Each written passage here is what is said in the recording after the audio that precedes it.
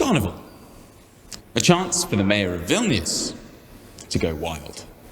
Do you sometimes get the feeling that for the average person, the history of his or her native country is like a romantic story, and that life for our ancestors was ideal? Without even knowing how to read or write, their lives ended at the nearest village church.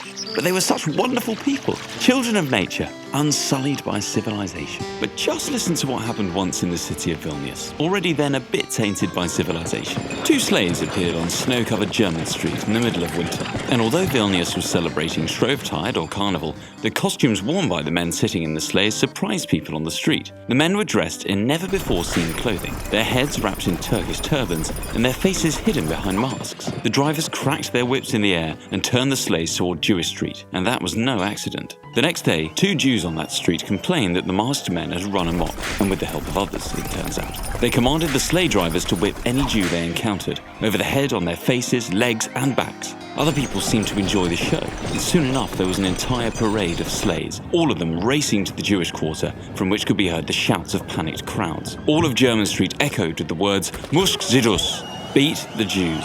And they did, whipping them with sticks, hurling stones, tearing at their clothes, stealing their hats. They were injured and crippled as bricks flew through the air, breaking windows. All of this was reported to the city rulers in the complaint of the two witnesses. What was most interesting, though, is that all of this rampaging was incited by the future Voit, or mayor of Vilnius, the Italian Bartolomeo Cinacci, the man in the turban and mask flying through the streets on a sleigh with two other Italians. He also happened to be the same Cinacci from another story, when melting ice brought down a bridge in Vilnius. Take a look.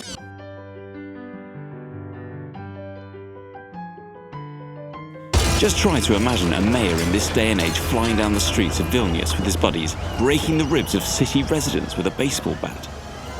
A true patriot might say, the Jews were mocked by Italians. Nobody else in Vilnius had a problem with them. But that true patriot should remember that not every romantic story should be believed. Even people taking part in church processions would sometimes take the opportunity to smack a Jew in the head or overturn his market table.